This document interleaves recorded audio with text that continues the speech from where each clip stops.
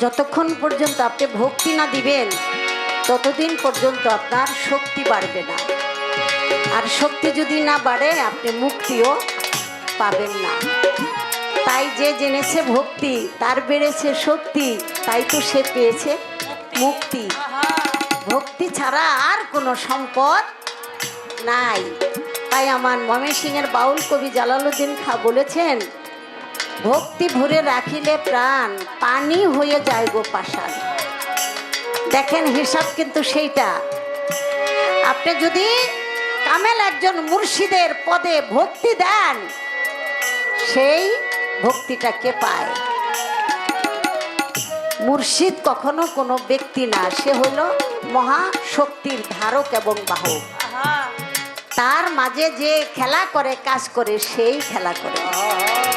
আমার মুর্শিদ হইল আল্লাহওয়ালা, ওলি আল্লাহ, আল্লাহর জাতের সাথে মিশে গেছে, আমিত্ব বিলুপ্ত হয়েছে, পরম সত্তায় সে উপনীত হয়েছে।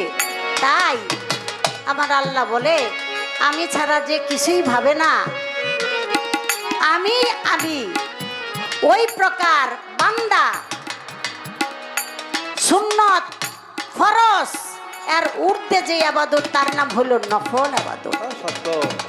নফল আবাদতের কোনো অজু গোসল নাই, অক্তিয়া সময় নাই, অনবরত এই যে দম আসে আর যায়, প্রতি দমে দমে আপনি তাকে স্মরণ করেন। আপনি যদি দমে দমে তাকে স্মরণ করেন, সে ব্যতীত আপনার মাঝে আর কিছুই নাই। তাই আপনি দুনিয়াদারি থেকে নিঃস্ব হয়ে যান। জ্ঞানীরা বলে, যে হয় নিঃস্ব সেই তো জয় করে বিশ্ব, যে হয় একা সেই তো পায় পরম বন্ধুর দেখা, যে থাকে নির্জন সে তারই হয় অর্জন, যে হবে শূন্য সেই হবে ধন্য। লা মাকসুদা ইল্লাল্লাহ, তুমি ছাড়া আমার আর কোনো চাওয়া পাওয়া নাই। এই জন্য আল্লাহ বলে, দুনিয়াদারিতে আমার পাগল, আমার দরবেশ, আমার মস্তান, আমার ফকির, আমার ওলি, তারা কিছুই চায় না। দুনিয়াদারিতে শুধু আমাকে ঋণই করে যায়, আমাকে ডাকতে ডাকতে পেরেশান হয়ে যায়। কখনো যদি আমার পাগল, আমার ফকির, আমার ওলি, আমার দরবেশ, আমার মস্তান কিছু চায়, আমি আল্লাহ পাগল হয়ে যাই তাদেরকে দেওয়ার জন্য। জীবনে যদি কোনো পাগলকে আর আল্লাহওয়ালা কোনো ফকিরকে যদি আপনি এক মুঠ খাবার দিয়ে থাকেন, দেখবেন যে আপনার কি হয়ে যায়। সেই খাবার সে খায় না, সে পরমই খায়, আল্লাহই খায়। ভুরি ভুরি প্রমাণ আছে, ভুরি ভুরি প্রমাণ। পবিত্র কোরআনের মধ্যে আল্লাহ তাআলা এক পাগলের প্রশংসা করেছে, কোরআনের মধ্যে পাগলের প্রশংসা করেছে।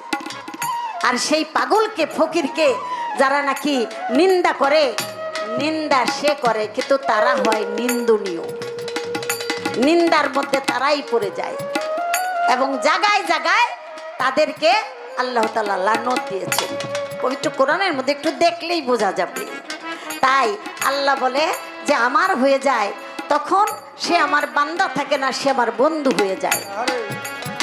আপনার বন্ধুই তো আপনার বুকে আসতে পারবে। আপনার বাড়ির গোলাম কিন্তু ওই পাও টিপা পর্যন্ত, নাকি বাবা? আর যখন সে বন্ধু হয়ে যাবে তখন আপনি তারে বুকে টেনে নেবেন। তাই আল্লাহ বলেছে, আমার ওলি আল্লাহ সে তো আমার বন্ধু, সে যা করে ওটা আমি করি, সে যা বলে সে বলে না ওটা আমি বলি। তার মুখ আমার মুখ, তার চোখ আমার চোখ, তার হাত আমার হাত, তার পা আমার পা। সে যেই পথে চলে, যে পা দিয়ে ও পা আমার পা। এটা হাদিস বুখারী শরীফ 7ম খণ্ডে ঘোষণা হয়ে গেছে। তাই আমি আমার ওলি আল্লাহ, আমার মুর্শিদ কাবলা, আমার শফি বাবা, আমার ভান্ডারী বাবা, আমি ওই পায়ে ভক্তি দেই। ওই পাকার ওটা স্বয়ং মালিকের পা। ওই পায়ে ভক্তি না দেওয়া পর্যন্ত কোনো মুক্তি নাই। নগদ বর্জক রূপের সাথে মিশ্রণ করতে হবে, ভক্তি দিতে হবে। বাকি লাশারিক না দেখা আমি ভক্তি দিতেছি, আমার সামনে কে আছে আমি তো দেখতেছি। যার সামনে রূপ নাই, যে নাকি রূপের সন্ধান করতে পারে নাই, রূপ ধারণ করতে পারে নাই, সে কিসের সেজদা দেয়? তার সামনে সেজদা দেয়। তাই আগে সম্পর্ক থাকতে হবে, আগে প্রেম থাকতে হবে। প্রেম শূন্য হৃদয়ে যতই ডাকাডাকি করি সেই ডাক মালিকের দরবারে কবুল হবে না। তাই বলা হয়েছে, আপনারা জানেন মকরুম আবিদ 9,80,000 পর্যন্ত সে সেজদা করছিল না? পরিশেষে সে শয়তান কেন হইল? আল্লাহরে তো 9,80,000 সেজদা করছে তো লাশারিক আল্লাহরে, তাতে আল্লাহ খুশি হয় নাই। আল্লাহ বলছে আমার আদমকে সেজদা করো। আদমকে যখন অস্বীকার করছে সেজদা করতে, যে আমি আদমরে বানাইছি মাটি দিয়া, আমি 9,80,000 ইবাদত বন্দিগি করছি, একটা তিল পরিমাণ জায়গা বাকি নাই যেখানে সেজদা দেই নাই, আমি আদমকে সেজদা দেব, সে কি আমার চেয়ে ইবাদত বেশি করছে?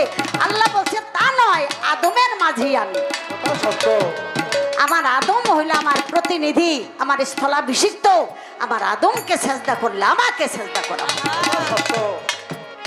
তারপরও যখন মাকরুম আবিদ বিতর্ক তুলল, আল্লাহ তাআলা বললেন আমি তিরস্কারের সহিত তোমাকে বহিষ্কার করে দিলাম। আমার আদমকে তুমি অস্বীকার করেছ।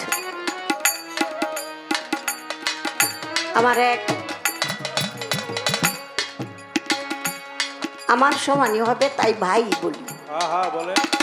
আমার ভাইজান এই কথাটা তার অন্তরে লাগছে, তাই অনেকগুলি টাকার মাধ্যমে দোয়া জানাইছে। এই টাকাগুলি যে কত সলিড এবং কত সুন্দর আন্তরিকতার সহিত উপহার। এই যে আমার রুবেল বাবুরসি সেই লালবাগ থেকে চলে আসছে, কেমন আসছে আল্লাহ জানে, ঠিকানাও ভালো মতো দেই না। রাবেয়া ল্যাংটা, নিশান ল্যাংটা, সে শাহ সুলেমান ল্যাংটা বাবা রুহানি সন্তান, ওই নামে 500 টাকা উপহার করেছে। ধন্যবাদ। তাই আমি বলে দিলাম এখানেই যে আল্লাহকে স্বীকার করলে হবে না, আল্লাহকে স্বীকার করলেই যদি হয়ে যেত, আল্লাহকে সাজদা দিয়েই যদি মুক্তি পাওয়া যেত, তাইলে সবচেয়ে বড় ইবাদতকারী থাকতো হলো মকরুম আবিদ। আল্লাহ খুশি হয় নাই যতক্ষণ পর্যন্ত আল্লাহর পেয়ারা আদমকে সাজদা করে।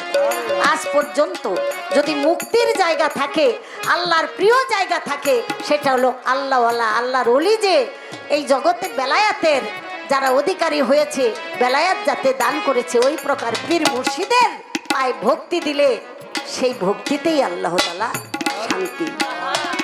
বাবা, যদি আপনি কামচরিত্র চরিতার্থ থেকে আপনি যদি মনুষ্যত্বকে প্রতিষ্ঠিত করতে চান, আপনার নাভির নিচে যেই ধ্বংসলীলা, ওটা থেকে যদি আপনি বাঁচতে চান, তাহলে সময় মতো একজন চেতন গুরুর পায়ে ভক্তি দেন, দেখবেন আপনার ভিতরের সব সম্পদ স্থিরতা লাভ করবে, আর তরল হবে না। কারণ তরলের মধ্যেই গরল ঢুকে যায়।